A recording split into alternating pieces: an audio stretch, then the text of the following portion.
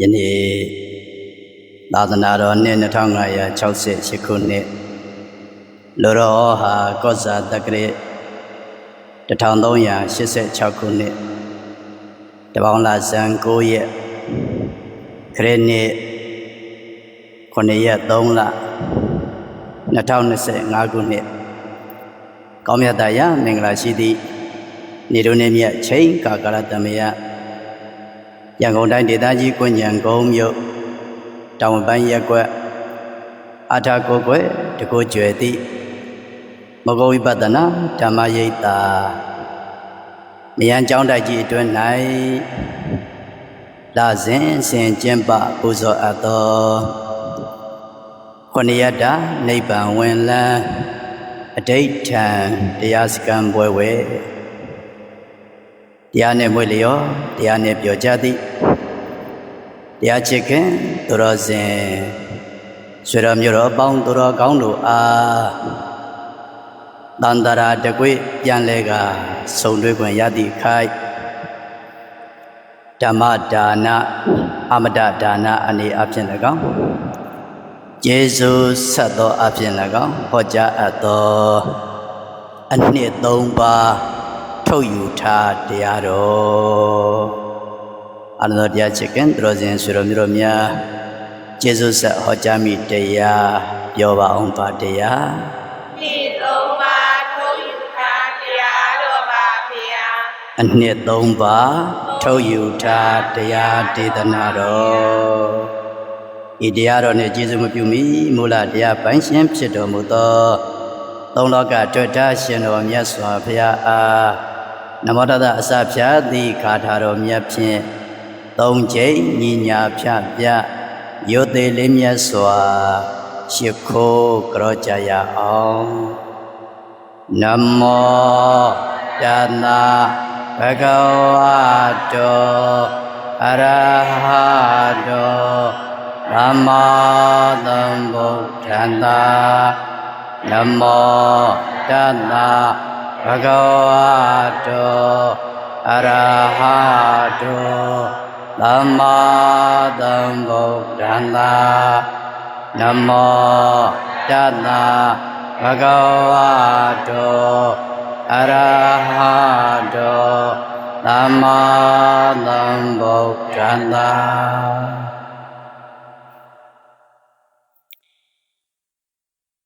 ဘုရားရှင်ကိုရမြတ်ကြီးအားရှိခိုးပူဇော်ပြီးတဲ့နောက်ကျေးဇူးတော်ရှင်အကမဟာပန္တိတမောဂုတ်ဆရာတော်ဘုရားကြီးဤဉာဏ်တော်အားပူဇော်သောအဖြင့်ဆရာတော်ဘုရားကြီးကိုယ်တော်တိုင်ရေသာစီကုံးသွားတော်မူခဲ့သောမူလနှစ်ပြအစရှိသည့်လင်္ကာဆောင်ပုဒ်နှစ်ပုဒ်တို့ကိုညီညာဖြပြရွတ်ဆိုပူဇော်ကြအောင်စို့မူလနှစ်ပြသစ္စာနှစ်ခုတေကိုအလောအင်္ဂါ32ပါးရေကိုမြတ်နိဘုမယေသတရားကုလာဝိတောမ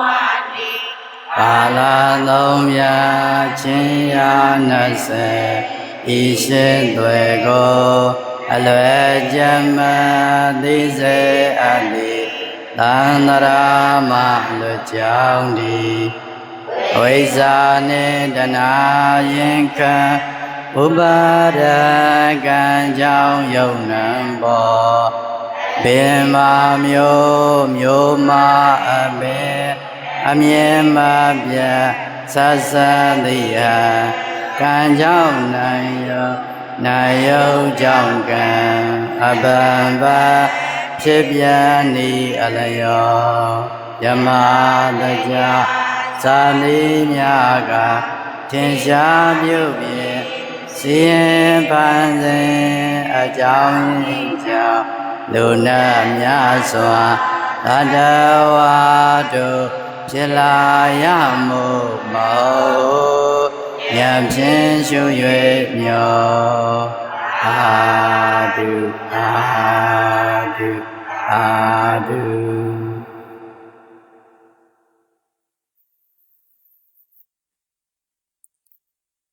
အနန္တတရားချစ်ခင်သူတော်စင်ဆွေတော်မျိုးယောဂီများ ယခုချိန်ကစပြီးတော့တင့်တယ်လျောက်ပတ်မြတ်တသည့်ဣရိယာပုဂ္ဂိုလ်ယူ၍တရားတော်မြတ်ကိုယုတ်သေးလေးမြတ်စွာနာယူကြည်ညိုနိုင်ကြပါပြီဘုန်းကြီးဟောကြားမဲ့တရားတော်ကိုနာလဲနာယူနိုင်ကြပါစေနာယူကြသည့်အတိုင်းလည်းပဲသိရှိနားလေသဘောပေါက်ကြပါစေသိရှိနားလေသဘောပေါက်ကြသည့်အတိုင်းလည်းပဲကျင့်ကြံကြိုးကုပ်ပွားများအားထုတ်နိုင်ကြပါစေကျင့်ကြံကြိုးကုပ်ပွားများအားထုတ်နိုင်ကြ၍ဒီတရားပွဲမပြေးမီဒီဘဝဒီခန္ဓာမစွန့်မီမှာပဲခန္ဓာဒုက္ခသန္တရာဒုက္ခဝိဒုက္ခဆင်းရဲအားလုံးတို့ချုပ်ရာငြိမ်းရာသိညာဖြစ်သည့်ချမ်းသာအစစ်နိဗ္ဗာန်ကိုအားလုံးတယောက်မကြံလွယ်လွယ်ကူကူလင်းလင်းမြန်မြန်ဖြင့်မျက်မှောက်ပြုခံစားနိုင်ကြသောသူတော်ကောင်းများဖြစ်နိုင်ကြပါစေလို့ရှေးဥစွာဆန္ဒပြုပါလေ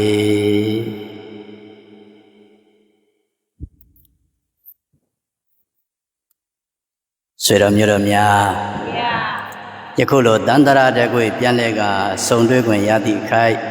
ဟောကြားနာကြကြည်ညိုကြမယ်တရားပြောပါအောင်ပါတရားဒီသုံးပါးထုတ်ယူထားတရားတော်ပါဗျာအနှစ်သုံးပါးထုတ်ယူထားတရားတော်အနှစ်သုံးပါးဆွေတော်မျိုးတော်များအနှစ်ဘယ်နှပါလဲသုံးပါးပါဗျာအနှစ်သုံးပါးတဲ့အဲ့ဒီအနှစ်သုံးပါးကိုမရရအောင်ထုတ်ယူထားရမယ်လို့ဒီလိုရှေးဥစွာနားလည်ရမယ်နော်မှန်ပါဗျာအနှစ်သုံးပါးကိုမရရအောင်မလုပ်ရမယ်ထုတ်ယူထားပါမယ်ဗျာထုတ်ယူထားရမယ်အဲ့တော့အနှစ်သုံးပါးကိုထုတ်ယူထားနိုင်မှဘုန်းကြီးတို့ဆွေတော်မျိုးတို့ရဲ့ဘဝဟာတကယ်တန်ဖိုးရှိပြီးတော့အမြတ်ရတဲ့ဘဝဖြစ်မယ်လို့ဒီလိုလေးမှတ်ပါနော်အနှစ်သုံးပါးရအောင်ထုတ်မယူနိုင်ရင်တော့မြတ်မာလားရှုံးမာလားရှုံးပါပါဗျာရှုံးပါဒါကြောင့်အနှစ်သုံးပါးအားလုံးကြိုးစားပြီးတော့မရရအောင်မထုတ်ယူရမလားထုတ်ယူရမလားထုတ်ယူရပါမယ်ဗျာအဲ့တော့ထုတ်ယူရမယ့်အနှစ်သုံးပါးကဘာတွေလဲဆိုတော့ဘုန်းကြီးတို့နံပါတ်1ပစ္စည်းဥစ္စာတွေကထုတ်ယူရတဲ့ဒါနကုသိုလ်အနည်းလို့မှတ်နော်နံပါတ်1ပစ္စည်းဥစ္စာတွေကထုတ်ယူရတဲ့ဒါနကုသိုလ်အနည်းရမှတ်မယ်နော်နံပါတ်1ပစ္စည်းဥစ္စာတွေကထုတ်ယူရတဲ့ဒါနကုသိုလ်အနည်းပြောကြည့်အောင်ပါတယ်လေပစ္စည်းဥစ္စာတွေကထုတ်ယူရတဲ့ဒါန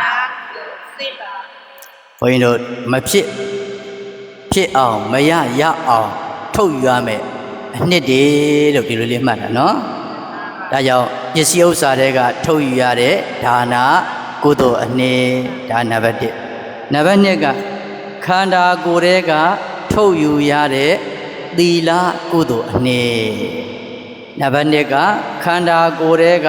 ထုတ်ယူရတဲ့သီလကုသိုလ်အနှစ်ပြောအောင်ပါတယ်လေ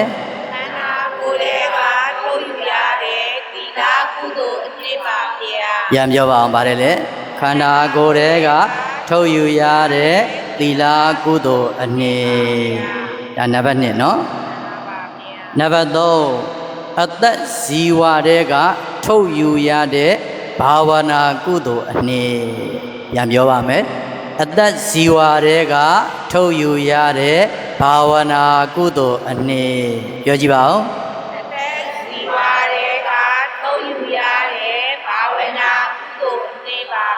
ပြန်ပြောပါဦးအသက်ဇီဝတွေကထုတ်ယူရတဲ့ဘာဝနာကုသိုလ်အနှစ်ဘဝမှာမဖြစ်မနေကြိုးစားပြီးတော့ထုတ်ယူရမယ်အနှစ်သာရဘယ်နှပါလဲ3ပါပါဗျာ နံပါတ်1ကပါလေပစ္စည်းဥစ္စာတွေကထုတ်ယူရတဲ့ဒါနာကုသိုလ်အနေမှတ်တာနော်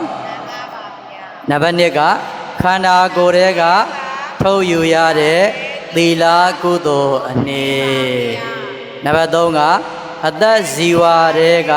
ထုတ်ယူရတဲ့ဘာဝနာကုသိုလ်အနေအနှစ်ဘယ်နှပါကဲဆွေတော်မျိုးတို့များပြောကြည့်သားမှာနံပါတ်1ပစ္စည်းဥစ္စာတွေကထုတ်ယူရတဲ့ဒါနာကုသိုလ်အနေပါဗျာနံပါတ်2ကခန္ဓာကိုယ်တွေကထုတ်ယူရတဲ့သီလကုသိုလ်အနေပါဗျာနံပါတ်3က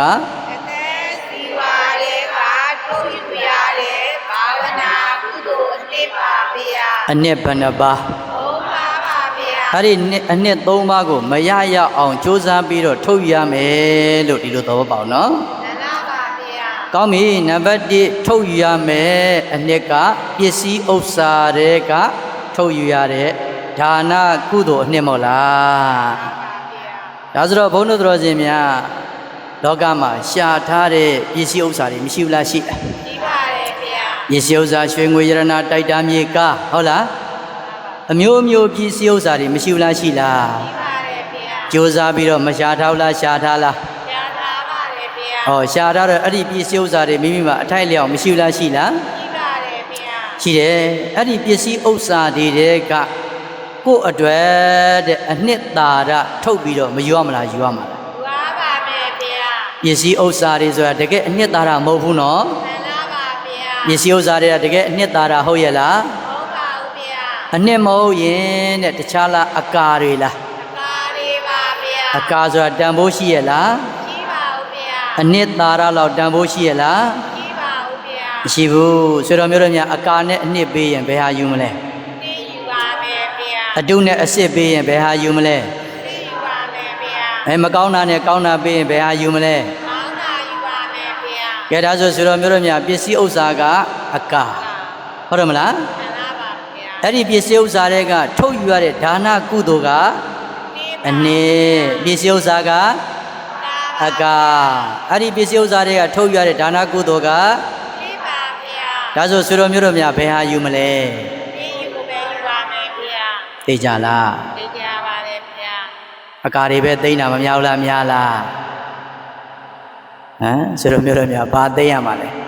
သိကိုသိရအေးဘာထုတ်ယူရမှာလဲပစ္စည်းဥစ္စာဆိုတာကအကာမဟုတ်လားမှန်ပါပါဗျာကဲအဲ့တော့ဘုန်းတော်ရှင်များပစ္စည်းဥစ္စာတွေကထုတ်ယူရမယ်ဒါနကုသိုလ်အနှစ်အားလုံးကြိုးစားပြီးတော့မယူရမလားယူရမလားယူရပါမယ်ဗျာပစ္စည်းဥစ္စာကအကာပစ္စည်းဥစ္စာတွေကထုတ်ယူရတဲ့ဒါနကုသိုလ်က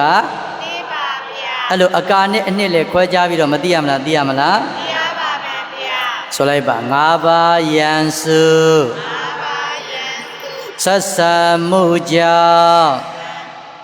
ပစ္စည်းဥစ္စာအဖြာဖြာမှန်စွာနှစ်မမြည်ငါးပါးယံစုဆက်ဆံမှုကြောင့်ပစ္စည်းဥစ္စာအဖြာဖြာမှန်စွာနှစ်မမြည်ငါးပါးယံစုဆက်ဆံမှုကြောင့်ပစ္စည်းဥစ္စာအဖြာဖြာမှန်စွာနှစ်မမြည်အလုံးသောဆွေတော်မျိုးတော်များရှာဖွေထားတဲ့ပစ္စည်းဥစ္စာတွေမရှိဘူးလားရှိလားရှိပါတယ်ဗျာပြောဘာတွေရှိပါလဲပစ္စည်းဥစ္စာတွေမရှိဘူးလားရှိလားရှိပါတယ်ဗျာအနည်းနဲ့အများတာကွာမှာနော်အားလုံးရှာဖွေစုဆောင်းထားတာပစ္စည်းဥစ္စာတွေမရှိဘူးလားရှိလားအဲ့ဒီပစ္စည်းဥစ္စာတွေကအနှစ်မဟုတ်ဘူးလို့မှတ်ပါပစ္စည်းဥစ္စာတွေကဘာမဟုတ်ဘူးတဲ့ဒီမဟုတ်ပါဘူးဗျာအနှစ်မဟုတ်ဘူးနော်ဘာဖြစ်လို့တော့ဆိုတော့၅ပါးယံစုဆက်ဆံမှုကြောင့်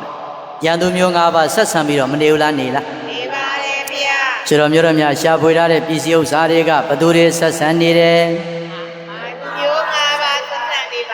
ရန်သူမျိုး၅ပါးဆက်ဆံပြီးတော့မနေဘူးလားနေလားနေပါတယ်ဗျာ ရေမီမဲခိုးသူမချင်မတဲ့တဲ့သားဆိုသမီးဆိုတယ်မို့လား မှန်ပါပါဗျာ ကဲကိုရှာထားတဲ့ပစ္စည်းဥစ္စာတွေကရေဖြက်စီးလို့ပျက်စီးသွားတာမရှိဘူးလားရှိလား ပြီးပါတယ်ဗျာ ဆိုတော့မျိုးရမြပို့သိပါတယ်ဘုန်းကြီးတို့နာခဲ့မုံနိုင်ဟုတ်တယ်မလား မှန်ပါပါဗျာ ဘာကဖြက်စီးသွားတာ ဒီကပြည့်စည်သွားပါတယ် ပစ္စည်းဥစ္စာတွေဘာဖြစ်သွား ပြည့်စည်သွားပါ ပျက်စီးသွားတယ်မို့လား မှန်ပါဗျာ အကာနော် မှန်ပါပါ ပစ္စည်းဥစ္စာဆိုတာဘာလဲ မှန်ပါဗျာ အကာပါ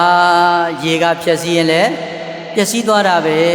ဗျမှန်ရဲ့လား မှန်ပါပါဗျာ ကဲနောက်တစ်ခါမီးတဲ့မီးလောင်သွားရင်လည်းဘုန်းတော်တော်စင်များမီးကဖြက်စီးရင်လည်းပစ္စည်းဥစ္စာတွေကမပျက်စီးဘူးလားပျက်စီးလား ပြည့်စည်ပါတယ်ဗျာ ပျက်စီးတယ်ရေကဖြက်စီးလဲပျက်စီးတာပဲမီးကဖြက်စီးလဲ ပြည့်စည်ပါတယ်ပျက်စီးတာပဲတဲ့အဲ့လိုမျိုးရန်သူမျိုး၅ပါးဆက်ဆံဖြက်စီးရင်ပျက်စီးတတ်တဲ့အတွက်ကြောင့်ပစ္စည်းဥစ္စာတွေဟာပြိတ္တိတခြားလားအကာလား ပါရီပါဗျာ အနှစ်မဟုတ်သေးဘူးနော် မှန်ပါပါဗျာ အနှစ်ဟုတ်ပြီလား ဟုတ်ပါဗျာ ဘာပဲရှိသေးတယ် ဒါပဲရှိပါသေးတယ်ဗျာ ဘသူတွေဆက်ဆံနေလို့ ရန်သူမျိုး၅ပါးတွေဆက်ဆံနေလို့ပါ ရန်သူတွေဝိုင်းရံပြီးတော့ဆက်ဆံနေတာမဟုတ်လား မှန်ပါပါဗျာ ဒါကြောင့်ရေကဖြက်စီးလဲပျက်စီးသွားတယ်မီးက ပြည့်စည်ဖြက်စီးလဲပျက်စီးသွားတယ်တဲ့နောက်တစ်ခါမင်းကဖြက်စီးလဲ ပြည့်စည်ပါတယ်ဗျာ ခိုးသူတွေဓမြတွေကဖြက်စီးလဲ ပြည့်စည်ပါတယ်ဗျာ ပျက်စီးသွားတာပဲသားဆိုသမီးဆိုတွေကြောင့်လဲ ပြည့်စည်ပါတယ်ပျက်စီးသွားတာပဲမို့လား မှန်ပါပါဗျာ ကဲပစ္စည်းဥစ္စာဟာရန်သူမျိုး၅ပါးဝိုင်းရံဆက်ဆံနေတဲ့အတွက်ကြောင့်အနှစ်မဟုတ်သေးဘူးအကာပဲရှိသေးတယ်လို့သဘောပေါက်ပြီးတော့ဆိုတော်မျိုးတော်များကအဲ့ဒီပစ္စည်းဥစ္စာတွေကအနှစ်သာရရဖို့ဆိုရင်တခြားပြုရမှာလားဒါနကုသိုလ်ပြုရမှာလား အာနာကုသိုလ်ပြုပါပါမယ်ဗျာ ပစ္စည်းဥစ္စာဆိုတဲ့အကာတွေကအနှစ်သာရထုတ်ခြင်းရင်ဘာကုသိုလ်ပြုရမယ် အာနာကုသိုလ်ပြုပါပါမယ်ဗျာ ဆိုလိုက်ပါပစ္စည်းတွေမှာ ဒီတဲ့မှာ ထုတ်ယူရာ ဗျာ ဒါနအနှစ်မြည် နာအနေပြီး ပစ္စည်းတွေမှာ ဒီတဲ့မှာ ထုတ်ယူရာ ဗျာ ဒါနအနှစ်မြည် နာအနေ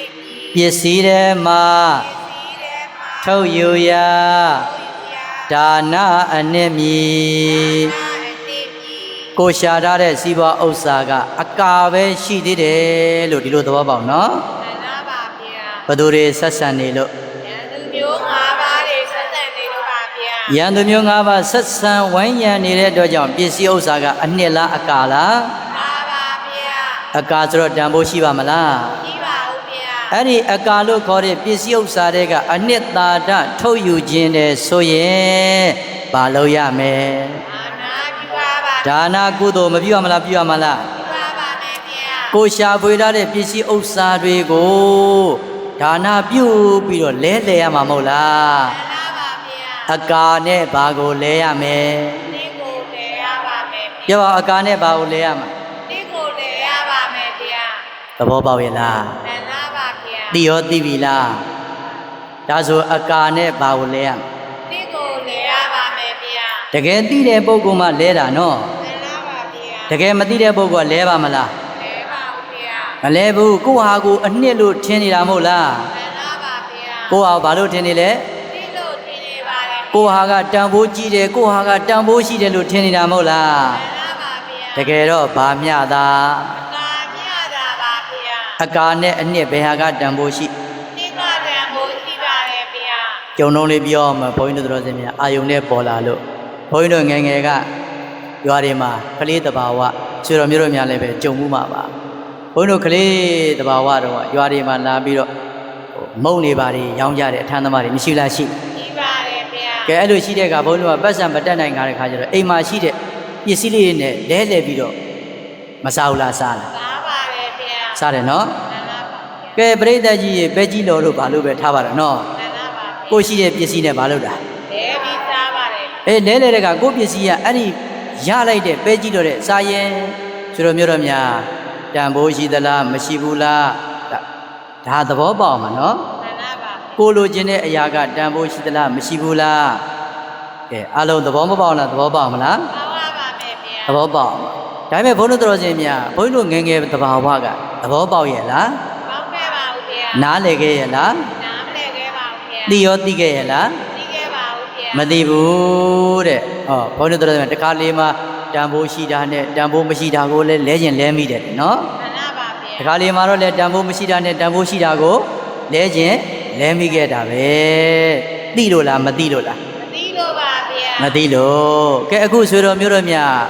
ကိုယ့်ရဲ့ပစ္စည်းဥစ္စာကတန်ဖိုးရှိရဲ့လား ကြီးပါဦးဗျာ ဒါနကုသိုလ်နဲ့စာရင်တန်ဖိုးမရှိဘူးနော် မှန်ပါပါဗျာ ဒါနကုသိုလ်ကအနှစ်မဟုတ်လား မှန်ပါပါဗျာ ဒါဆိုရင်ပစ္စည်းဥစ္စာကအကာဒါဆိုရင်အကာနဲ့ဘာကိုယူရမှာ ဒီကိုယူပါပါမယ်ဗျာ အေးအကာနဲ့အနှစ်ကိုလဲယူပြီးတော့ယူရမှာနော် မှန်ပါပါဗျာ ဒါကြောင့်ဆွေတော်မျိုးတွေမှာကြိုးစားပြီးတော့ကိုယ့်ပစ္စည်းဥစ္စာကိုတက်မတ်မောတဲ့တဏှာလောဘတွေဖယ်ထုတ်ပြီးတော့ဟောပစ္စည်းဥစ္စာဆိုတာယန္တုမျိုး၅ပါးအမြဲတမ်းဝန်းရံပြီးတော့ဆက်ဆံနေတာအချိန်မရွေးပျက်စီးသွားနိုင်တယ်အချိန်မရွေးပျောက်ပြက်သွားနိုင်တယ်လို့သဘောပေါက်ပြီးတော့မပျောက်မပြက်ခင်လေးမှာကိုယ်ထံမှာရှိနေတုံးလေးမှာအဲ့ဒီပစ္စည်းဥစ္စာအကာတွေကကိုယ်ပိုင်လို့တန်ဖိုးရှိတဲ့ဒါနကုသိုလ်အနှစ်သာရမထောမလားထောမလား ယူပါပါမယ်ဗျာ ထောမယ်ဒါဆိုဆွေတော်မျိုးတော်များပစ္စည်းဥစ္စာဆိုတဲ့အကာတွေကအနှစ်သာရဘာကိုထုတ်ယူရမလဲ အာနာ ဒါနကုသိုလ်ဒီလိုလေးသဘောပေါက်နော် မှန်ပါပါဗျာ ဒါဆိုကိုယ့်ပစ္စည်းဘုန်းတော်တော်စင်များပေးနိုင်ကမ်းနိုင်အောင်စွန့်ကြဲနိုင်အောင်အားလုံးမကြိုးစားမလားကြိုးစားမလား ယူသားပါမယ်ဗျာ ကြိုးစားမယ်နော် မှန်ပါပါဗျာ ဒါကြောင့်ဆွေတော်မျိုးတော်များအားလုံးတာဝေကဉာဏ်လေးကနေပြီးတော့ဝိပဿနာဉာဏ်တိရအောင်ဉာဏ်ရှင်ပြီးတော့လှူနိုင်ဖို့လည်းအရေးမကြီးလားအရေးကြီးလား ရေးကြီးပါတယ်ဗျာ ဘာရှင်ပြီးတော့လှူရမယ် ဉာဏ်ရှိပြီးတော့လူပါပါမယ်ဗျာ ကောင်းပြီဒါကြောင့်ဆွေတော်မျိုးတော်များအားလုံးမှတ်ထားပါအနှစ်၃ပါးမှာနံပါတ်1ပစ္စည်းဥစ္စာတွေကထုတ်ယူရတဲ့ဒါနကုသိုလ်အနှစ်ကိုယ့်အတွက်မရအောင်ကြိုးစားပြီးတော့မထုတ်ယူရမလားထုတ်ယူရမလား ပေါ်ယူရပါမယ်ဗျာ ဘယ်တဲကထုတ်ယူရမယ်ပစ္စည်းဥစ္စာတွေကသဘောပေါက်တာနော် မှန်ပါပါဗျာ ဒီတို့မှာရှာဖွေရတဲ့ပစ္စည်းဥစ္စာတွေအနည်းနဲ့များမရှိဘူးလားရှိလား ကြီးပါတယ်ဗျာ အဲ့ဒီပစ္စည်းဥစ္စာတွေကနေပြီးတော့ကိုယ့်အတွက်ကိုယ်ပိုင်ဥစ္စာဖြစ်အောင်တကယ်အနှစ်သာရလို့ခေါ်တဲ့ကုသိုလ်ဒါနကုသိုလ်အနှစ်မထုတ်ယူရမလားထုတ်ယူရမလား ပေါ်ယူရပါမယ်ဗျာ ထုတ်ရမှာနော်အဲ့လိုမှထုတ်ယူပြီးတော့မသွားနိုင်ဘူးဆိုရင်ကိုရှာထားတဲ့စီးပွားဥစ္စာတွေကကဲသေးတော့ကိုယ့်နောက်ပါသလားဗျာ ပါပါဦးဗျာ ဘာလုပ်ခဲ့ရတာ ထားခဲ့ရပါပါဗျာ ဘလောက်ရှိနော် မှန်ပါပါဗျာ ပြိတ္တရွှေတွေဘလောက်ရှိငွေတွေဘလောက်ရှိစိန်တွေယရနာတွေဗရမ ्या တွေကြောက်တန်းတွေတိုက်တွေတာတွေကားတွေမြေတွေချမ်းတွေဝိုင်းတွေအိမ်တွေကြိုက်သလောက်ရှိပါတဲ့သေရင်ဘာလုပ်ခဲ့ရတာ ထားခဲ့ရပါတယ်ဗျာ ကဲစောစောကပြောလို့ရန်သူမျိုး၅ပါးဝိုင်းရံပြီးတော့နှိမ့်ဆက်နေတာဖြစ်တော့တခါလေမှာပြိတ္တကြီးပစ္စည်းဥစ္စာကကိုယ်အရင်စွန့်သွားတာကောမရှိဘူးလားရှိလား ကြီးပါတယ်ဗျာ ရှိတယ်နော် မှန်ပါပါဗျာ ဒါဆိုရင်ဆိုတော်မျိုးတော်များမှတ်စမ်းပါပစ္စည်းဥစ္စာကလည်းကိုယ့်ကိုအရင်မစွန့်နိုင်ဘူးလားစွန့်နိုင်လား နိုင်ပါတယ်ဗျာ ဟောဒါမှမဟုတ်ရင်ကိုယ်ကလည်းပစ္စည်းဥစ္စာကိုအရင်စွန့်ပြီးတော့မသွားမလားသွားမလား ပါပါပါဗျာ သွားမှာနော် မှန်ပါပါဗျာ ပစ္စည်းဥစ္စာကကိုယ့်ကိုအရင်စွန့်ပြီးတော့သွားရင်သွားမယ်ဒါမှမဟုတ်ရင်ကိုယ်ကပစ္စည်းဥစ္စာကိုအရင်စွန့်ပြီးတော့သွားရင်သွားမယ်တဲ့ပရိသတ်ကြီးသေရင်ဘာလို့ရမှာ ထားခဲ့ရမှာပါဗျာ ဘလောက်ရှိနော် မှန်ပါပါဗျာ ဒါကြောင့်မလို့အလဟတမဖြစ်စေနဲ့အလကားမဖြစ်စေနဲ့အကာလို့ခေါ်တဲ့ယန္တုမျိုး၅ပါးဝိညာဉ်ဆက်ဆံနေတဲ့ရှားထားတဲ့စီးပွားဥစ္စာတွေကကိုယ့်အတွက်ကိုယ်ပိုင်ဥစ္စာအနှစ်ဖြစ်အောင်ဒါနကုသိုလ်ပြုပြီးတော့ထုတ်ယူရမှာမဟုတ်လား မှန်ပါဗျာ ကဲဒီလောက်ဆိုသဘောပေါက်တယ်နော် မှန်ပါပါဗျာ ဒါကြောင့်ပစ္စည်းဥစ္စာတွေကအနှစ်သာရသည်တခြားလားဒါနကုသိုလ်လား ဒါနာကုသိုလ်ပါဗျာ ဒါကြောင့်ပစ္စည်းဥစ္စာတွေကဒါနကုသိုလ်ဆိုတဲ့အနှစ်သာရမရအောင်မထုတ်ယူရမလားထုတ်ယူရမလား ပေါ်ယူရပါမယ်ဗျာ ထုတ်ရမယ်လို့ဒီလိုလေးသဘောပေါက်တာနော် မှန်ပါပါ ကဲနောက်တစ်ခါဘုန်းတော်သုံးနံပါတ်2ကပါလေ ခန္ဓာ ခန္ဓာကိုယ်တွေကထုတ်ယူရတဲ့သီလကုသိုလ်အနှစ်ပြန်ပြောပါဦး ခန္ဓာကိုယ်ရဲ့ကထုတ်ယူရတဲ့သီလကုသိုလ်အဖြစ်ပါဗျာ အဲ့တော့နံပါတ်1ထုတ်ယူရမှာကခန္ဓာကိုယ်တွေကသီလကုသိုလ်အနှစ်ဟုတ်တယ်မလား မှန်ပါပါ ခန္ဓာကိုယ်တွေကထုတ်ယူရမှာနော် မှန်ပါပါ အဲ့တော့ဘုန်းတော်ဆိုတော်မျိုးတော်များခန္ဓာအားလုံးမရဘူးလားရနေလား ရနေပါတယ်ဗျာ ကဲလူပြောသူပြောရတာလားတကယ်ရနေတာလား ကဲရနေတာပါဗျာ ရနေတဲ့ခန္ဓာကဘယ်နှပါး ပါပါပါဗျာ ကဲရေးကြည့်ပါဦးရူပခန္ဓာဝေဒနာခန္ဓာသင်ညက်ခန္ဓာသင်္ခါရခန္ဓာဝိညာဉ်နဲ့ခန္ဓာခန္ဓာဘယ်နှပါး ပါပါပါဗျာ ရုပ်ခန္ဓာက ပါပါဗျာ နာမ်ခန္ဓာက ဒီပါပါဗျာ ဟောရုပ်ခန္ဓာတစ်ပါးနာမ်ခန္ဓာ၄ပါးပေါင်းလိုက်ရင်ရုပ်နဲ့နာမ်ပေါင်းလိုက်ရင်ဗာလဲ ရုပ်နဲ့နာပါဗျာ ရုပ်နဲ့နာမ်ပဲရှိတာမဟုတ်လား သန္တာပါဗျာ ကဲအဲ့ဒီရုပ်နာမ်ခန္ဓာကြီးအားလုံးမရောက်လားရနေလား ရနေပါတယ်ဗျာ ရနေတယ်တဲ့အဲ့ဒီရထားတဲ့ယုံနံခန္ဓာကြီးကလည်းအကာပဲရှိသေးတယ်လို့မှတ်ပါရထားတဲ့ခန္ဓာကြီးကဘာပါလဲ ပါပဲရှိပါသေးတယ်ဗျာ ရထားတဲ့ခန္ဓာကြီးကဘာပါလဲ ပါပဲရှိပါသေးတယ်ဗျာ အကာပဲရှိသေးရနော် သန္တာပါဗျာ ဒါဆိုရင်အဲ့ဒီယုံနံခန္ဓာလို့ခေါ်တယ်ဟောဒီခန္ဓာကိုယ်ကြီးတဲ့ကအကာတဲ့ကအနှစ်ထုတ်ယူခြင်းနဲ့ဆိုရင်တခြားထုတ်ရမှာလားသီလကုသိုလ်ထုတ်ရတာလား သီလကုသိုလ်ထုတ်ရတာပါဗျာ ခန္ဓာကိုယ်အရင်တည်ပြုပြီးတော့သီလဆောက်တည်ရတာမဟုတ်လား ပါပါဗျာ ဒါကြောင့်ခန္ဓာကိုယ်ကြီးတွေကထုတ်ယူရမယ်အနှစ်ဆိုတာတခြားလားသီလလားဩဒါဆိုရင်ဘုန်းကြီးတို့တော်စင်များငါးပါးသီလအမြဲတမ်းလုံးကျော်အောင်မဆောင်ထည့်မလားဆောင်ထည့်ရမှာလား သံထေရပါမယ်ဗျာ ဘယ်နှပါးသီလ ပါပါသီလပါဗျာ ဆောင်ထည့်ရမှာနော် သန္တာပါဗျာ ကဲပြီးရင်ပြောပြမယ်အဲ့တော့ဘုန်းကြီးတို့တော်စင်များဟောဒီခန္ဓာကြီးရထားပြီဆိုတော့ခန္ဓာကိုယ်ကြီးကိုဉာဏ်နဲ့ကြည့်လိုက်စမ်းပါခန္ဓာကိုယ်ကြီးဘာနဲ့ကြည့် ဉာဏ်နဲ့ကြည့်ရပါမယ်ဗျာ ဉာဏ်နဲ့ကြည့်မှမြင်မှာနော် သန္တာပါဗျာ ကံပေးတဲ့မျက်လုံးနဲ့ကြည့်ုံနဲ့မြင်ပါမလား မြင်ပါဦးဗျာ ကံပေးတဲ့မျက်လုံးနဲ့ကြည့်ုံနဲ့ မြင်ပါဦးဗျာ ဘာမျက်လုံးနဲ့ကြည့်ရမယ် ဉာဏ်မျက်လုံးနဲ့ကြည့်ရပါ ဉာဏ်မျက်လုံးနဲ့ကြည့်တဲ့ဘုန်းကြီးတော်စင်များဘာဖြစ်လို့ဟောဒီခန္ဓာကိုယ်ကြီးကအနှစ်မမြည်တာတော့အကာပဲဖြစ်ရတာတော့ဆိုတော့အလုံးဆိုလိုက်စမ်းပါယောဂအစု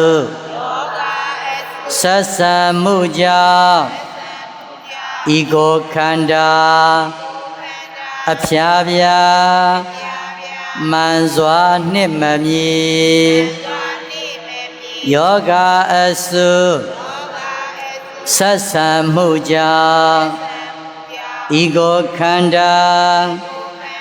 အဖျားပြားမှန်စွာနှစ်မမြည် သာနိမေမိ ယောဂအစု ယောဂအစ ဆက်ဆံမှုကြောင့်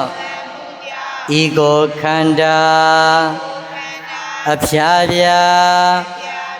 မှန်စွာနှစ်မမြည် သာနိမေမိ ဆွေတော်မျိုးတော်များ ဗျာ ကြားထားတဲ့ခန္ဓာကိုယ်ကြီးဟာအနှစ်လားအကာလား ပါပါဗျာ ဘာဖြစ်လို့အကာလို့ပြောရလဲဘာဖြစ်လို့အနှစ်မမြည်တာလဲဆိုတော့ယောဂါတွေဘောင်းစုံဝင်းရံပြီးတော့ပြိတ္တကြီးဆက်ဆံနေတယ်မဟုတ်လား ပါဗျာ ယောဂဘောင်းစုံဝင်းရံပြီးတော့ဘာဖြစ်နေပါလိမ့် သက်ဆံနေပါတယ်ဗျာ တခြားလားဟောဒီခန္ဓာကြီးလား ခန္ဓာကြီးပါဗျာ ခန္ဓာကြီးနော်ဘာနဲ့ကြည့်မှမြင်မယ် ဉာဏ်နဲ့ကြည့်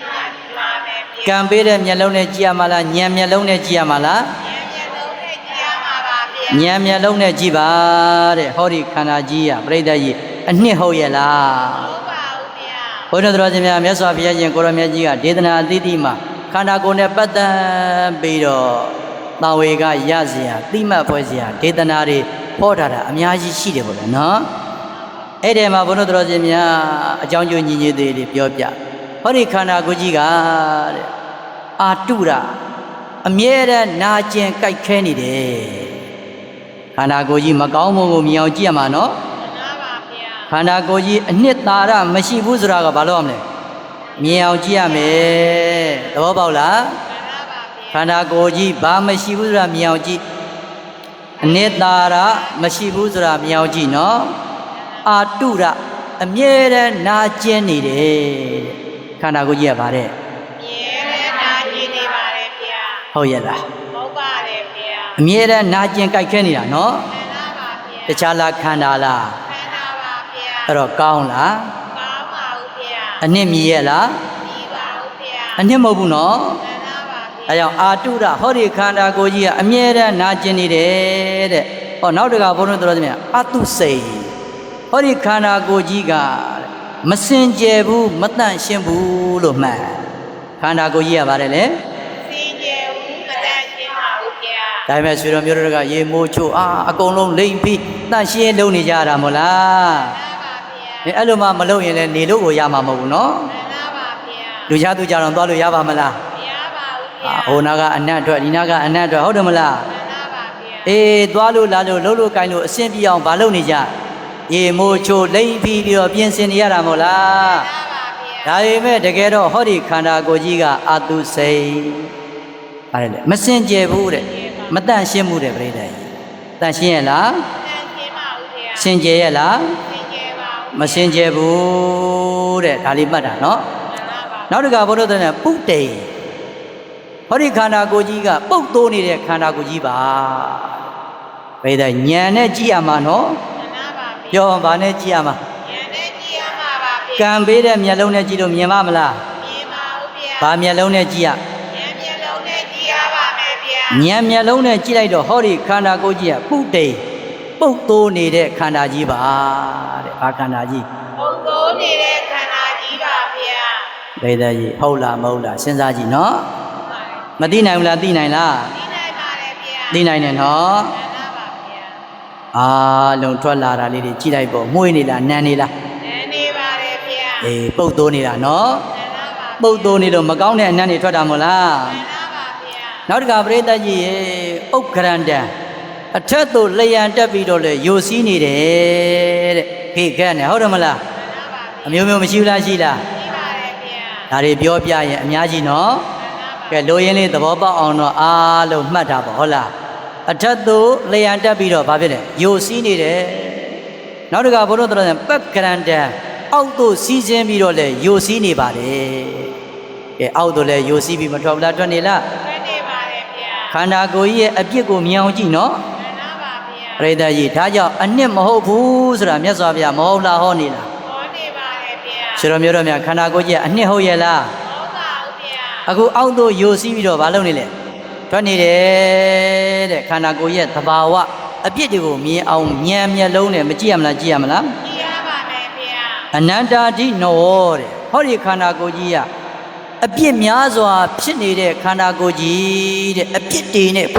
လုံးဝအပြစ်များစွာသောအပြစ်တွေရှိတဲ့ခန္ဓာကြီးလို့ဒီလိုလေးအားလုံးမှတ်မှာပေါ့နော် မှန်ပါပါဗျာ အပြစ်များစွာမရှိလားရှိလား ကြည့်ပါတယ်ဗျာ နားလည်အောင်ပြောအပြစ်အနာအစာတွေနဲ့ပြည့်နေတဲ့ခန္ဓာကြီးဗျနော် မှန်ပါပါဗျာ ကောင်းတာမရှိဘူးပေါ့ဗျာအပြစ်အနာအစာတွေနဲ့ပြည့်နေတဲ့ဘာလဲ ခန္ဓာကိုယ်ကြီးပါ ခန္ဓာကိုယ်ကြီးလို့ဉာဏ်မျက်လုံးနဲ့မြင်အောင်မကြည့်ရမလားကြည့်ရမလား ကြည့်ရပါမယ်ဗျာ နောက်တစ်ခါဝိတရုက္ခသမှု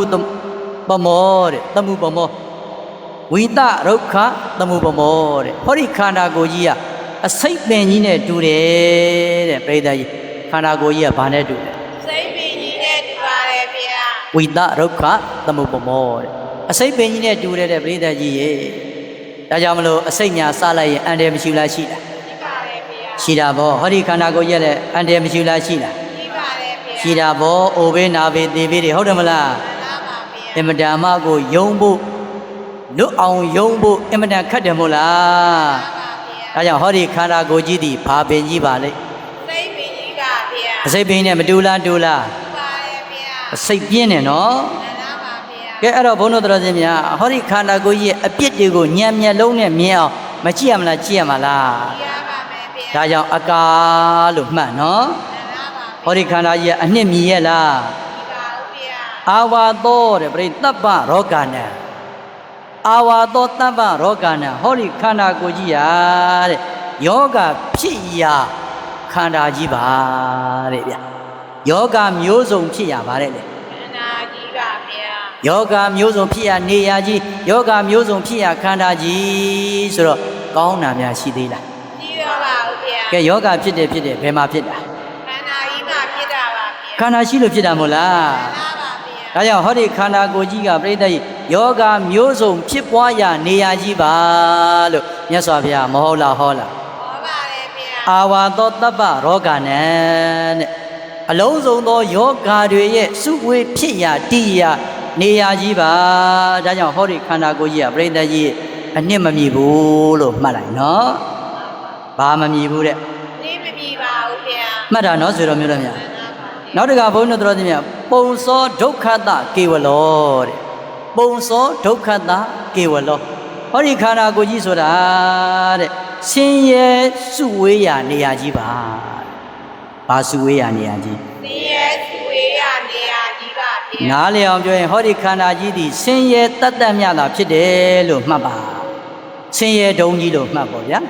ဘာဒုံကြီးတဲ့ဆင်းရဲဒုံကြီးပါဗျာဟောဒီခန္ဓာကြီးသည်ဘာဒုံကြီးပါလဲဆင်းရဲဒုံကြီးပါဗျာဒါကြောင့်မြတ်စွာဘုရားကနတ္ထိခန္ဓာတမဒုက္ခ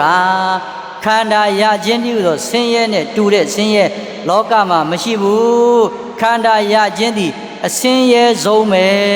လို့မြတ်စွာဘုရားမဟုတ်လားဟောလားဟောပါတယ်ဗျာဒါကြောင့်ဟောဒီခန္ဓာကိုယ်ကြီးကပြိတ္တိကောင်းရဲ့လားကောင်းပါဘူးဗျာဒါကြောင့်အနှစ်မမီဘူးဆိုတာသဘောပေါက်နော်မှန်ပါပါဗျာဘာတုံးကြီးတဲ့ဆင်းရဲဒုံကြီးဆင်းရဲတုံးကြီးပါဗျာကောင်းတာမရှိဘူးနော်မှန်ပါပါဒါကြောင့်ဘာမမြည်ဘူးတဲ့မမြည်ပါဘူးအနှစ်မမြည်ဘူးဗျာဒါကြောင့်ဆိုတော်မျိုးတယ်ဗျာခင်စရာနှစ်သက်စရာစုံမက်စရာတွေ့တာစရာများရှိရလားမရှိပါဘူးဗျာမရှိဘူးနော်အဲ့လိုယောဂအစုဆက်ဆံမှုကြောင့်ဟောဒီခန္ဓာကိုယ်ကြီးဟာအနှစ်မမြည်ဘူးလို့မြတ်စွာဘုရားမဟုတ်လားဟောလားဟောပါတယ်ဗျာဟောတယ်ဗျဒါဆိုရင်ဘုန်းတော်တော်ချင်းအဲ့ဒီအနှစ်မမြည်တဲ့အကာအမြဖြစ်တဲ့ဟောဒီခန္ဓာကြီးတဲ့ကအနှစ်သာရ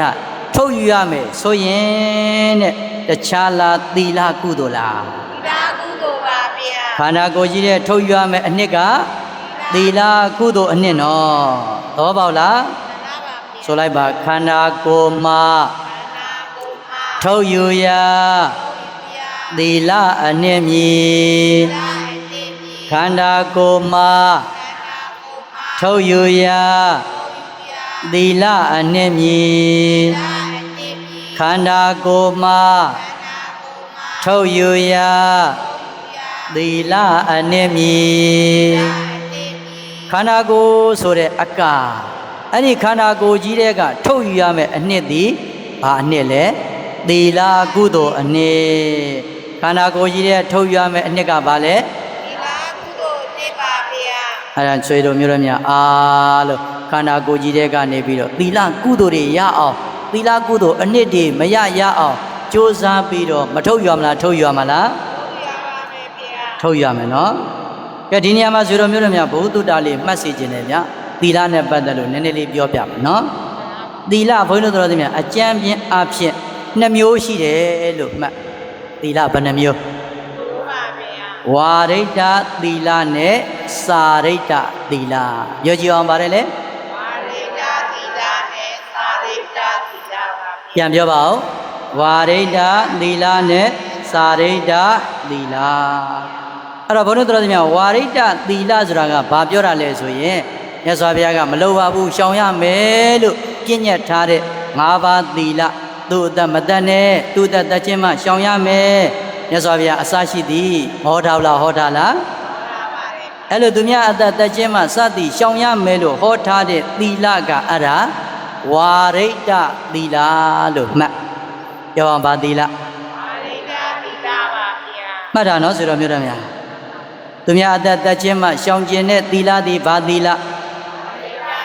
ဝါရိတ္တသီလတဲ့နောက်တကပရိသတ်ကြီးစာရိတ္တသီလ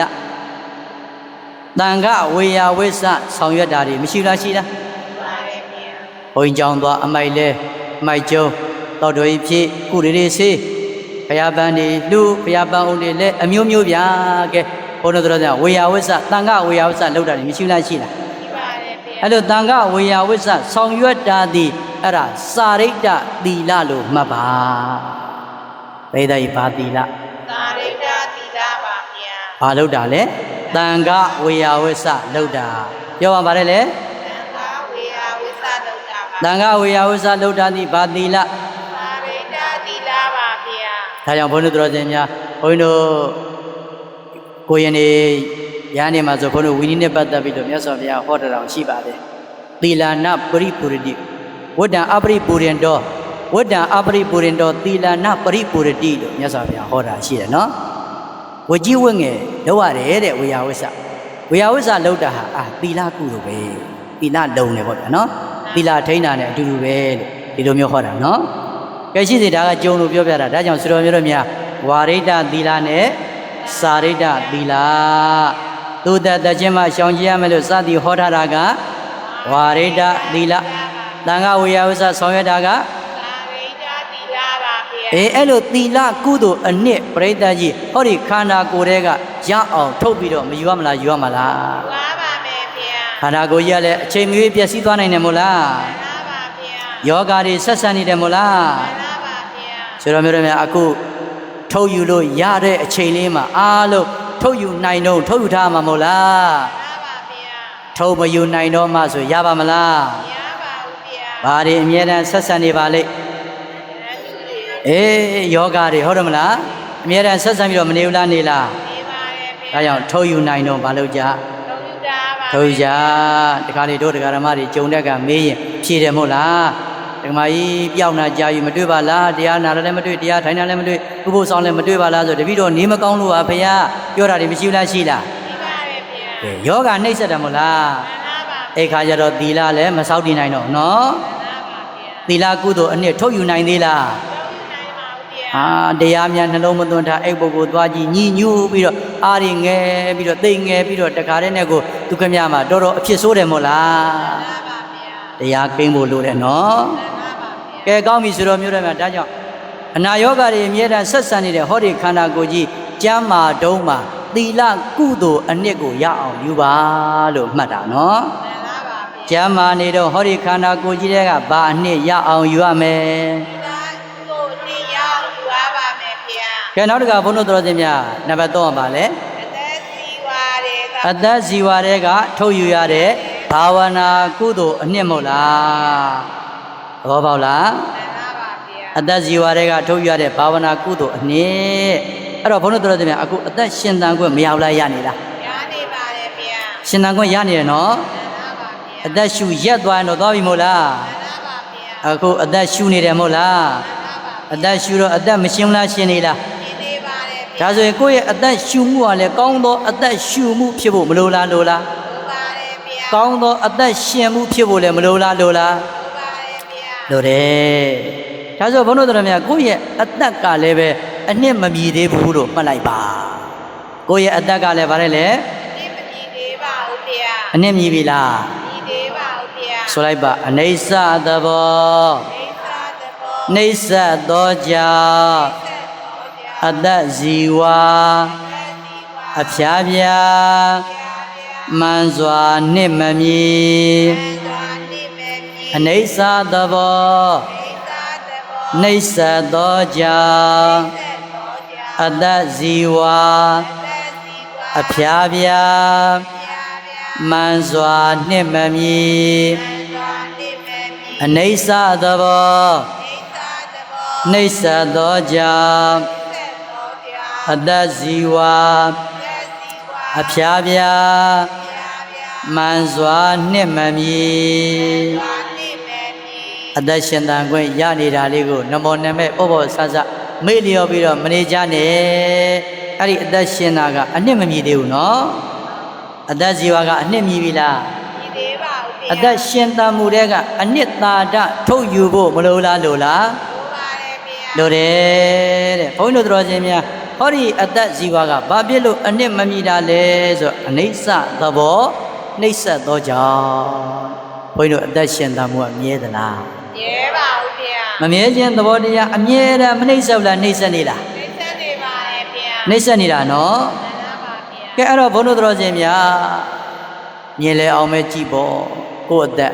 အာမခံချက်ရှိလားရှိပါဘူးဗျာအချိန်မရွေးဘာဖြစ်သွားနိုင်နေနိုင်ပါတယ်ဗျာအချိန်မရွေးသေသွားနိုင်တယ်မို့လားမှန်ပါဗျာဒါကြောင့်ဘုန်းတော်ကအမြဲတမ်းပြောပါတယ်အချိန်မရွေးသေနိုင်တဲ့အတွက်ကြောင့်အချိန်မရွေးကုသိုလ်ရအောင်နေရမယ်ဆိုတာမသေးကြဘူးလားသေကြလားသေကြပါတယ်ဗျာအချိန်မရွေးသေနိုင်တယ်မို့လားမှန်ပါပါဗျာတတိပြောရဲ့အသိအချိန်မရွေးအသက်ရှူရပ်သွားနိုင်တယ်မို့လားမှန်ပါဗျာကိုယ့်ရဲ့အသက်ဇီဝအစိုးရသလားမရပါဘူးဗျာအသက်ရှူမရက်ပါနဲ့အသက်တင်မရက်တတ်ပါနဲ့ဆိုပြိတ္တိတားထားလို့ရလားမရပါဘူးဆွဲထားလို့ရလားမရပါဘူးပတ်စံပေးလို့လဲမရပါဘူးပုံနေရှောင်နေလို့လဲမရပါဘူးမရဘူးနော်သဘောပေါက်လားအချိန်မရွေးအသက်ရှူရက်သွားနိုင်တယ်မို့လားဒါကြောင့်အသက်ရှူခွင့်ရတုံးလေးမှာအဲ့ဒီအသက်ရှူမှု တန်ဖိုးရှိအောင်အနှစ်သာရဖြစ်အောင်ပရိသတ်ကြီးအနှစ်သာရထုတ်မိရမလားထုတ်ယူရမလားထုတ်ယူရမယ်ဆိုလိုက်သက်ဇီဝမှာထုတ်ယူရဝိပတ်အနှစ်မြေ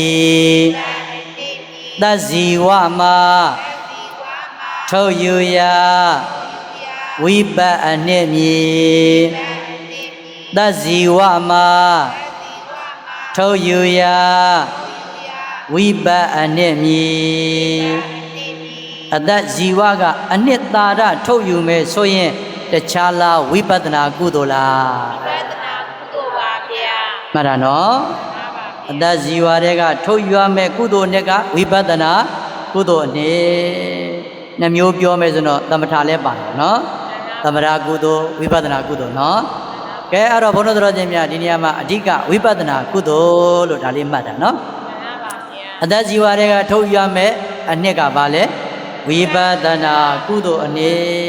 ဗျဝိပဿနာဆိုတာတခြားလားခန္ဓာဉာဏ်ရောက်အလုပ်လားခန္ဓာဉာဏ်ရောက်အလုပ်ပါဗျာခန္ဓာဉာဏ်ရောက်အလုပ်ဆိုတာပုရုဇဉ်တွေကနေဘယ်နယ်ကိုကူးနေတာလဲဒီရနယ်ကိုကူးနေတာပါဗျာအေးကြိုးစားပြီးတော့အမထောမလားအထောမလားအထောရပါမယ်ဗျာဒါမှအသက်ဇီဝတွေကအနှစ်ထုတ်ယူနေတာလို့မှတ်လိုက်နော်ခန္ဓာဉာဏ်ရောက်ဝိပဿနာတွေရှုမှတ်ပွားများအထုတ်နိုင်မှအသက်ဇီဝတွေကဘာထုတ်နေတာအနှစ်ထုတ်ယူနေတာဟုတ်တယ်မလားကဲဘုန်းတော်ရှင်များတတိပဒံတရား၄ပါးရှိတယ်မလားကာယ ानु ပတ္တနာတတိပဒံရုပ်ကိုရှုတာနော်ရုပ်ကိုရှုတာကဘာလဲကာယ ानु ပတ္တနာတတိပဒံကဲခံစားမှုဝေဒနာကိုရှုတာမရှိဘူးလားရှိလားရှိပါတယ်ဗျာခံစားမှုဝေဒနာရှုတာကဝေဒနာ ानु ပတ္တနာတတိပဒံဘောပေါက်လားကဲနောက်တစ်ခါဘုန်းတော်တို့လောဘဖြစ်တယ်ဆိုလောဘစိတ်ကလေးရှုတယ်ဒေါသဖြစ်ရင်ဒေါသစိတ်ကလေးဖြစ်ဖြစ်ရှုတယ်နောက်ဆုံးအိတ်ချင်းစိတ်ကလေးပေါ်လာလို့အိတ်ချင်းစိတ်ကလေးဖြစ်ဖြစ်ရှုတယ်ပေါ့ဗျာနော်အဲ့လိုစိတ်ကိုရှုတာကစိတ်တာနုပဒနာတတိပဒံဩအားလုံးကသဘောတရားတွေပါပဲသဘောတရားတွေဖြစ်သဘောတရားတွေပြည့်နေတာပဲလို့သဘောကိုရှုရင်ဓမ္မနုပဒနာတတိပဒံလို့တတိပဒံတရားဘယ်နှပါ၄ပါးပါဗျာအဲ့ဒါကိုရှုမှတ်ပွားများအားထုတ်နေရင်အသက်ဇီဝတဲကအာထုတ်ယူနေတာအနှစ်ထုတ်ယူနေတာ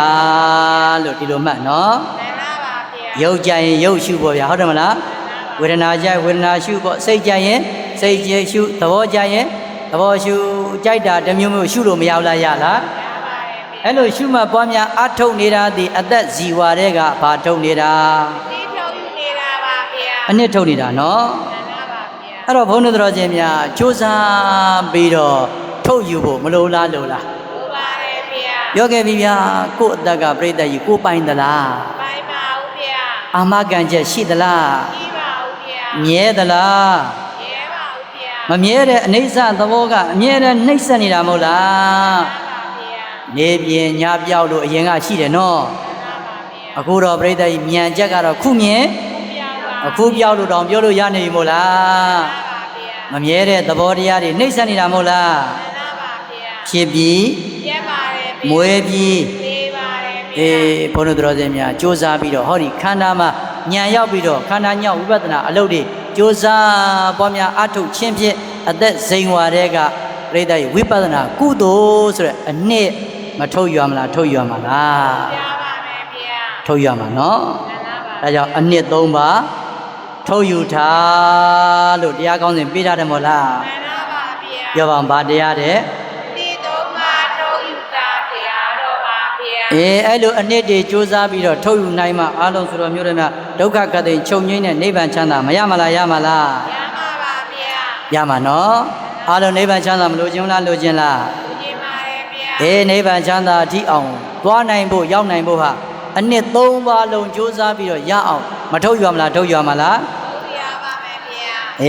ပစ္စည်းဥစ္စာဆိုတဲ့ပစ္စည်းဥစ္စာတွေကထုတ်ရတဲ့ဒါနာကုသိုလ်အနှစ်တော်ပါ ਈ ကွာငါတော့ဒါနာကုသိုလ်တွေရနေပြီဆိုပြီးကျင့်တတ်လို့ရမလားမရပါဘူးဗျာခန္ဓာကိုယ်ကြီးတွေထုတ်ရတဲ့သီလကုသိုလ်အနှစ်တွေလည်းရနေပြီဆိုပြီးတော့ကျင့်တတ်နေလို့ရမလားမရပါဘူးဗျာမရဘူးနော်အသက်ဇီဝတွေကထုတ်ရတဲ့ဝိပဿနာကုသိုလ်အနှစ်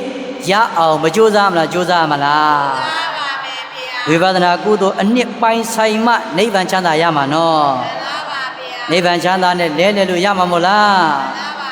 ပါဗျာ ဒါကြောင့်အလုံးတော်တရားချစ်ခင်သူတော်စင်များကကြိုးစားပြီးတော့အကာဖြစ်တဲ့အနှစ်သာရမရှိတဲ့ပစ္စည်းဥစ္စာတွေကနေပြီးတော့ဒါနာကုသိုလ်အနှစ်ကိုထုတ်ယူပါသဘောပေါက်လားအေးခန္ဓာကိုယ်ကြီးတွေကသီလကုသိုလ်အနှစ်ကိုထုတ်ယူပါအသက်ဇီဝတွေကဝိပဿနာကုသိုလ်အနှစ်ကိုထုတ်ယူရမယ်ထုတ်ယူပါလို့တိုက်တွန်းပါတယ်နော် မှန်ပါပါဗျာ ဒါကြောင့်ဘုရားရှင်ကိုရောမြတ်ကြီးကပီလေယကာယတော်မေတံတဏတော်ភិက္ခုနာဝရံဧနာမေရိနာနိဗ္ဗာနံကိနေယအဇရံဝရံဆိုလိုတဲ့အိဗေကတော့စောစောကပြောခဲ့တဲ့အတိုင်းပါပဲပစ္စည်းဥစ္စာဆိုတဲ့အကာတွေကဒါနကုသိုလ်အနှစ်ထုတ်ယူကြလဲလှယ်ကြပါတော့နော် မှန်ပါပါ ခန္ဓာကိုယ်တွေကနေပြီးတော့သီလကုသိုလ်အနှစ်ထုတ်ယူကြအသက်ဇီဝတွေကနေပြီးတော့ဝိပဿနာကုသိုလ်အနှစ်ထုတ်ယူကြလို့တိုက်တွန်းတာနော် မှန်ပါပါဗျာ အားလုံးဒါကြောင့်အနှစ်၃ပါးကြိုးစားပြီးတော့ထုတ်ပြီးတော့မယူထားမလားယူထားမလား မှန်ပါပါမယ်ဗျာ ဟောဒီရှာထားတဲ့ပစ္စည်းဥစ္စာတွေကရန်သူမျိုး၅ပါးမဆက်ဆံလားဆက်ဆံနေလား သက်သက်နေပါတယ်ဗျာ ဆက်ဆံနေတယ်နော် မှန်ပါပါ ဒါကြောင့်ပစ္စည်းကလည်းကိုယ်အရင်စွန့်နိုင်တယ်ကိုယ်ကလည်းပစ္စည်းကိုအရင်စွန့်နိုင်ပါတယ်ဆိုတာကိုသဘောပေါက်ပြီးတော့မစွန့်ခင်လေးကိုယ်ပိုင်ဥစ္စာအနှစ်သာရထုတ်ယူထားကြနော် မှန်ပါပါ ကဲခန္ဓာကိုယ်ကြီးကလည်းပြိတ္တကြီးယောဂါတွေအမြဲတမ်းနှိမ့်ဆက်ပြီးတော့ဆက်ဆံနေတယ်မို့လား မှန်ပါဗျာ ဘာမှမကောင်းဘူးနော် မှန်ပါပါဗျာ အေးအဲ့ခန္ဓာကိုယ်ကြီးကလည်းအချိန်ပြည့်ပျက်စီးသွားနိုင်တယ်မို့လား မှန်ပါပါဗျာ ဒါကြောင့်ခန္ဓာကိုယ်ကြီးတွေကသီလကုသိုလ်အနှစ်လည်းမထုတ်ယူရမလားထုတ်ယူရမလား ထုတ်ရပါ ထုတ်ယူထားပါအသက်ဇီဝတွေကဝိပဿနာကုသိုလ်လည်းမထုတ်ယူရမလားထုတ်ယူရမလား ထုတ်ရပါမယ် ကိုယ့်ရဲ့အသက်ရှင်သန်မှုကလည်းမြဲရဲ့လား ရဲပါဦးဗျာ အချိန်မရွေး ပြည့် ပျက်စီးသွားနိုင်တယ်ဗျဟုတ်လား မှန်ပါပါ အနိစ္စသဘောကနှိမ့်ဆက်နေတာမဟုတ်လား မှန်ပါပါဗျာ ပြောပါအောင်ဘာသဘောကနှိမ့်ဆက်နေတာ နေစာသဘောကနှိမ့်ဆက်နေပါတယ်ဗျာ ဒါကြောင့်မမြဲတဲ့အသက်ရှင်သန်မှုကိုမြဲတဲ့ထင်ပြီးမေ့မနေကြနဲ့နော် မှန်ပါပါဗျာ အသက်ဇီဝတွေကဝိပဿနာကုသိုလ်အနှစ်တွေရအောင်ကြိုးစားထုတ်ယူပြီးတော့နိဗ္ဗာန်ရွှေမြို့တော်ကြီးကိုအားလုံးပျော်ပျော်ကြီးသွားနိုင်အောင်မကြိုးစားမလားကြိုးစားမလား ဘုရားပါမယ်ဗျာ နိဗ္ဗာန်ချမ်းသာရသွားရင်ဒုက္ခကတိန်ချုပ်ငြိမ်းပြီမို့လား မှန်ပါပါဗျာ အိုနာသေးတွေဇမသိန်းလားဇသိန်းသွားပြီလား သိသွားပါပြီဗျာ ဘာချမ်းသာရရင် နိဗ္ဗာန်ချမ်းသာရရင်ပါ ဒါကြောင့်အနှစ်၃ပါးထုတ်ယူထားပြီးတော့နိဗ္ဗာန်ရွှေမြို့တော်ကြီးကိုပျော်ပျော်ကြီးအားလုံးသွားနိုင်အောင်ကြိုးစားကြပါလို့တိုက်တွန်းပါတယ်နော် မှန်ပါပါဗျာ ခန္ဓာ၅ပါးဖြစ်ပျက်ကဘာသစ္စာ ဘုရားသစ္စာပါဗျာ သိတဲ့ဉာဏ်က မေဃသစ္စာပါ အ ဗျာ ကြောင်းတရားတွေသိသွားတာက ဘုရားသစ္စာပါဗျာ နောက်ခန္ဓာမလားဒုက္ခကတိခြုံချင်းရုပ်သိမ်းတာက ဒီရောဓသစ္စာပါဗျာ သာဓုခေါ်တော်ကြအောင်ဆို သာ